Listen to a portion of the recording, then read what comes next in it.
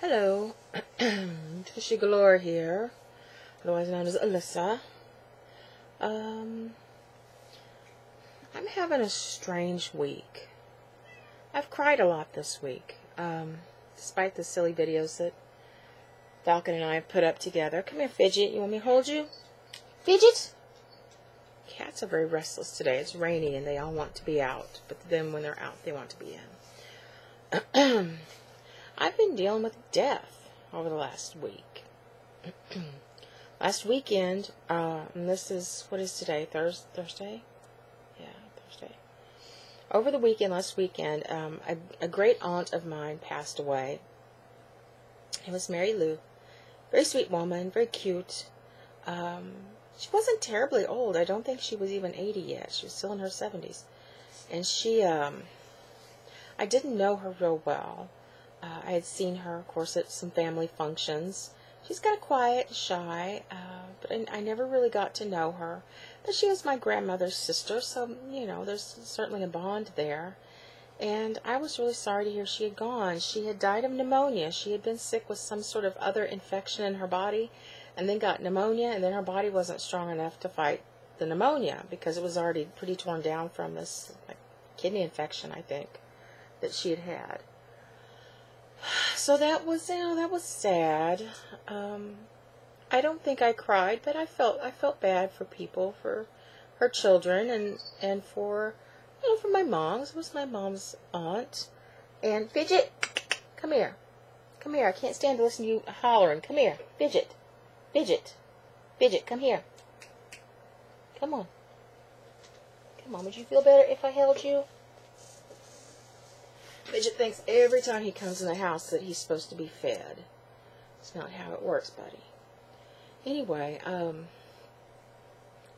and then, day before yesterday, I found out that an old friend of mine had died. And he was somebody I knew back when I first got online in 1995. I was on Prodigy Classic. It was kind of like, there's AOL and Prodigy Classic, and I forget, CompuServe or some that were very difficult to do, but Prodigy was popular and pretty easy to use, and was a good service. And immediately I found a chat room that was a BBW chat room, Big Beautiful Women, in case you don't know.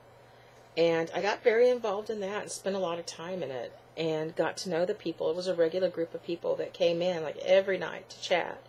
And it was a large group of people, and everybody was so wonderful, and such a nice variety of personalities. And we all got very, very close to one another. And we would get together and have these chat bashes several times a year. Some would have mini bashes where someone would just open their house up and say, hey, everybody come on over. And people from, reasonably close distances would come. They spend weekends together. And just ridiculously close bunch of people. I married one of them.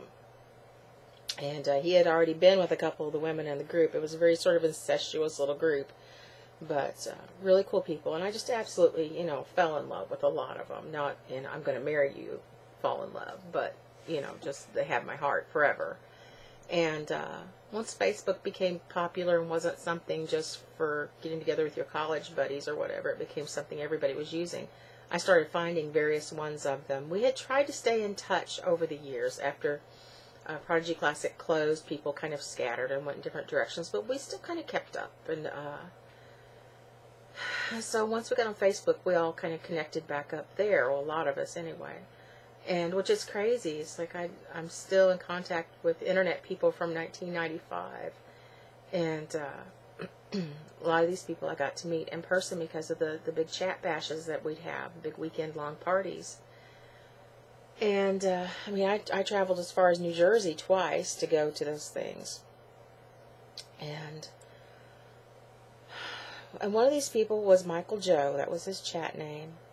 And his real name's Michael, And I used to, he wasn't one of the people I was closest to, but I certainly enjoyed chatting with him. He had a girlfriend at the time, so our flirting was minimal, but he was somebody that all the women just adored. He was a really big guy back when I met him, really big, but he always dressed so impeccably.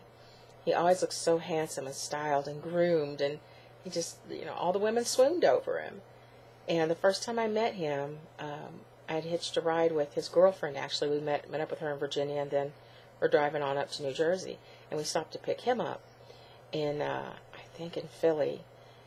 And I will never forget the sight of him walking towards us. And he had a rose for her and a rose for me. And he was dressed in black slacks and a white, kind of a, casually puffy shirt. It wasn't like a straight-laced shirt that needed a tie. And a black vest, like a black leather vest.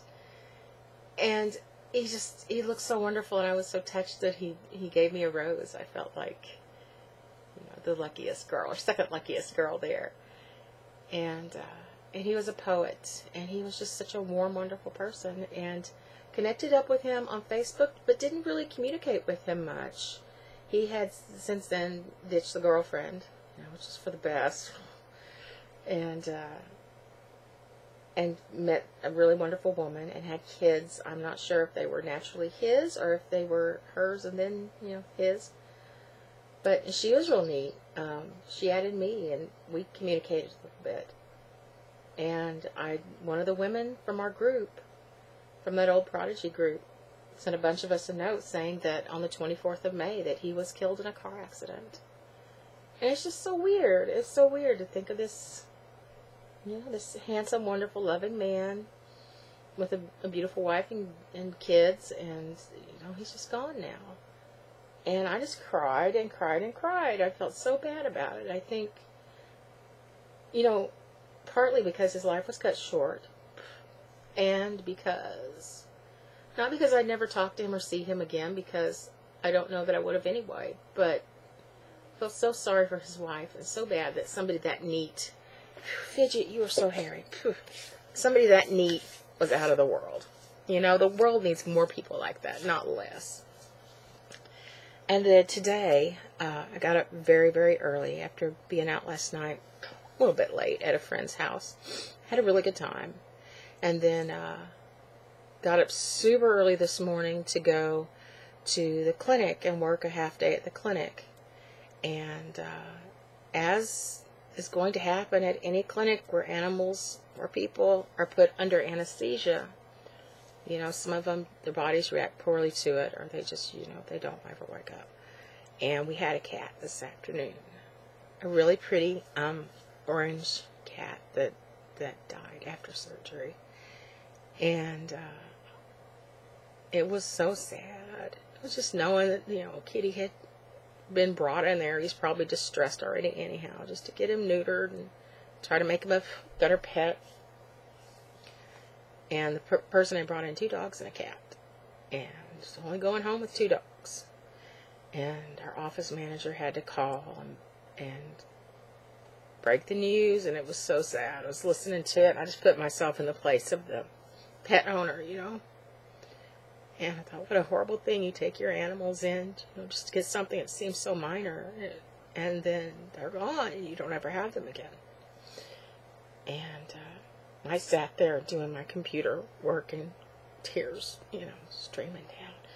And then I think, I can't figure myself out, because I'm someone, as most of you know, I'm someone who, I'm very into the paranormal, and I very much believe in the survival of the soul after death. But, we just lose our physical. I don't think that that's the end.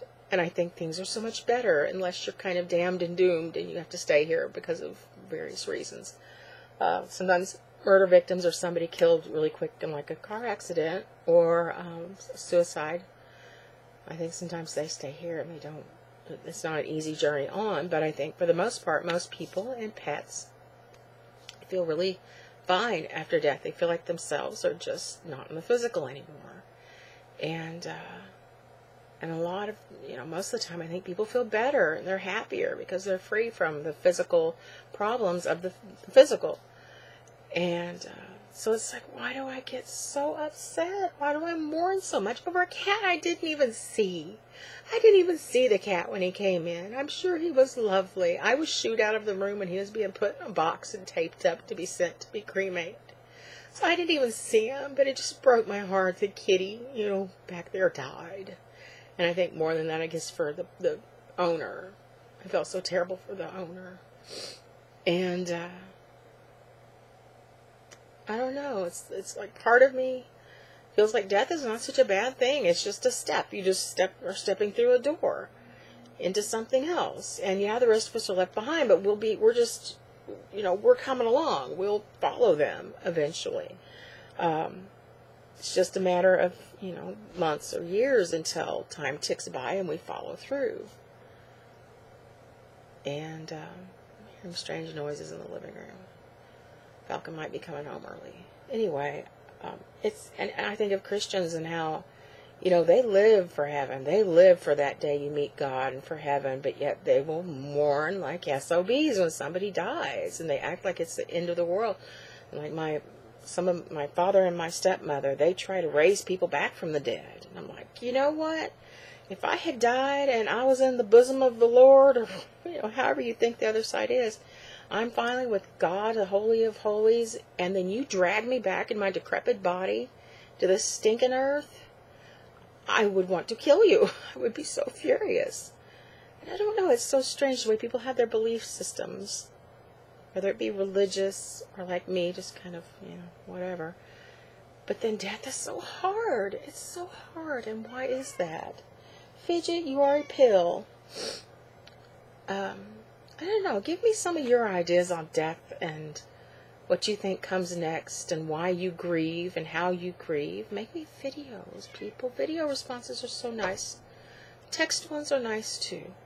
I've got to go and bow and scrape to Fidget and give him whatever it is he's wanting. He is demanding. While I still have him, he's 13 years old. I feel like every day with him is a nice little blessing, little extra time.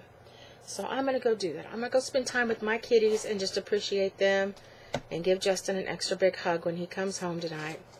And that's it. Bye, guys.